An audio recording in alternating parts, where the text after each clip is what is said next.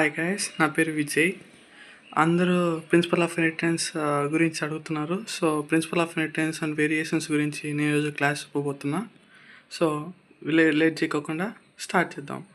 Start చేసే ముందు కొత్త ఛానల్ కాబట్టి ఎవరికి తెలియదు కాబట్టి మీ లైక్తో మీ సబ్స్క్రైబ్తో నన్ను మోటివేట్ చేయాలని కోరుకుంటున్నాను. సో స్టార్ట్ చేసేది మనం బేసిక్ నుంచి స్టార్ట్ చేద్దాం. మనకు కావాల్సిన బేసిక్ నుంచి అంటే మనము ఫస్ట్ ఎలా స్టార్ట్ అయ్యింది, ఎవరు స్టార్ట్ చేశారో, అసలు మెయిన్ ఇంట్రడక్షన్ ఏంటి, దాని గురించి నుంచి స్టార్ట్ చేద్దాం. సో ఫస్ట్ మనం ఇంట్రడక్షన్ పార్ట్ కోసం వస్తే వాట్సన్ అండ్ క్రిక్ అని ఇద్దరు సైంటిస్టులు ఉన్నారు. సో మనము ఇండివిజువల్గా ఒక్కొక్కరిని విడివిడిగా మాట్లాడుకుందాం. ఫస్ట్ వాట్సన్ ఏం చేశాడో చూద్దాం. వాట్సన్, నేను హైలైట్ చేసిన పాయింట్స్ వెరీ వెరీ ఇంపార్టెంట్. ఇవి ఖచ్చితంగా నీట్గా వచ్చే ఛాన్సెస్ ఉంటాయి. సో వాట్సన్ తను అసలు ఏం చేశాడు అంటే study of the effect of hard x rays on bacteriophage multiplication. So ఈయన ఎక్స్రేస్ తీసుకొని బ్యాక్టీరియోఫేజ్ మీద పల్లేటట్టు చేసి ఆయన అవి ఎలా మల్టిప్లేట్ అవుతాయి, ఎలా డివిజన్ అవుతాయి అనే దాని గురించి చేశాడు. ఇప్పుడు క్రిక్ దగ్గర రండి. క్రిక్ ఏం చేశాడు అంటే ఈయన కూడా ఎక్స్రే డైఫ్రాక్షన్ మీద చేశాడు, కానీ పాలీపెప్టైడ్స్ అండ్ ప్రోటీన్స్ మీద చేశారు. వాళ్ళిద్దరు కలిసి ఒక గొప్పవాడు కలిస్తే ఏమవుతుంది, మంచిగా వాళ్ళిద్దరి మాటలు కలిసి ఒక మంచి కాన్వర్జేషన్ బిల్డ్ అవుతుంది.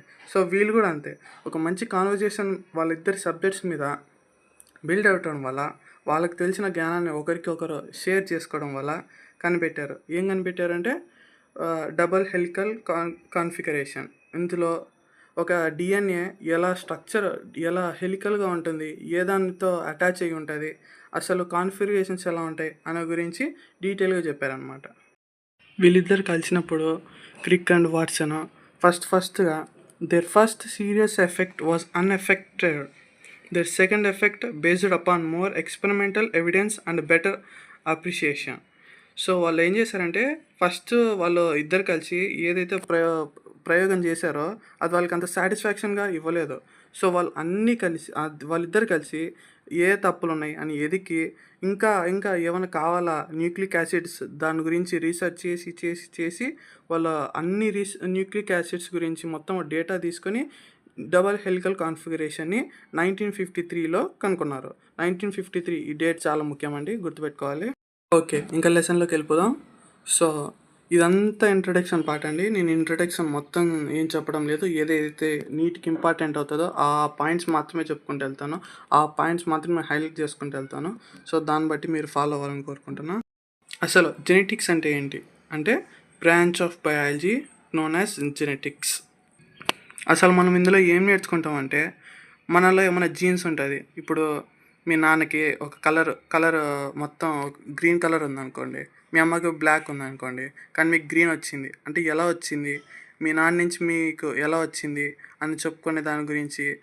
మీ నాన్న హైట్ ఉంటాడు, మీ అమ్మ చిన్నగా ఉంటుంది కానీ మీరు మీడియం సైజులో ఉంటారు, ఎలా వేరియేషన్ వచ్చింది, అలా ఒక్కొక్క ఇన్హెరిటెన్స్ వేరియేషన్స్ గురించి మాట్లాడుకునేదే ఈ principle of inheritance and variations.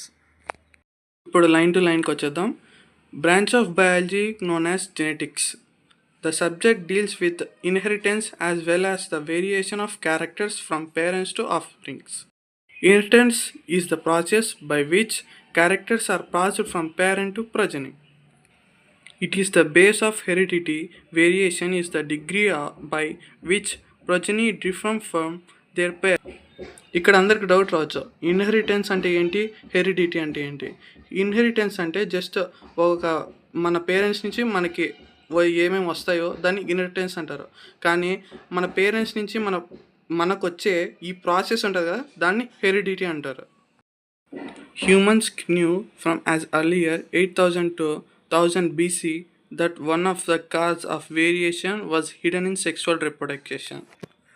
Already పూర్వకాలంలో నుంచే వాళ్ళందరికీ తెలుసంట ఏది మన వేరియేషన్ జరుగుతుందో దానికి కారణము సెక్సువల్ రిప్రొడక్షన్ వల్లే మాత్రమే జరుగుతుందంట. అంతే కదా, ఏ సెక్సువల్ రిప్రొడక్షన్ అయితే ఏం జరుగుతుంది, ఎలా జెనెటిక్ మెటీరియల్ ఉందో సేమ్ జెనెటిక్ మెటీరియల్ మాత్రం వస్తుంది, కానీ సెక్సువల్ రిప్రొడక్షన్లో ఖచ్చితంగా వేరియేషన్స్ జరుగుతాయి. అది పూర్వకాలం నుంచి మనకు తెలిసిన విషయమే.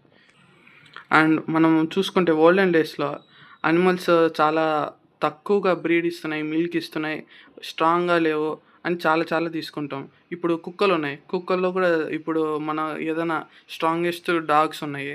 అవి లయన్ అయినా చంపగలవు. అలాంటి డాగ్స్ కూడా ఉన్నాయి. ఎలా వచ్చినాయి? జస్ట్ ఒక కుక్కని ఒక డీఎన్ఏ శాంపుల్‌ని ఇంకా స్ట్రాంగ్ ఉండే డీఎన్ఏ కుక్క శాంపుల్‌ని 2 ఇంటర్మిక్స్ చేసి ఒక కొత్త డిజైరబుల్ హైబ్రిడ్ కుక్కని తయారు చేసినారు. సో సేమ్ వే ఇక్కడ కూడా అంతే. Wild population of plants and animals to selectively breed and select for organisms that processed desirable character. మనకి డిజైరబుల్ అయిన మనకి కావాల్సిన క్యారెక్టర్ కోసం మనం సెలెక్టెడ్గా వాళ్ళ బ్రీడింగ్స్ని తీసుకొని క్రాస్ బ్రీడింగ్ చేస్తాం, అంతే కదా.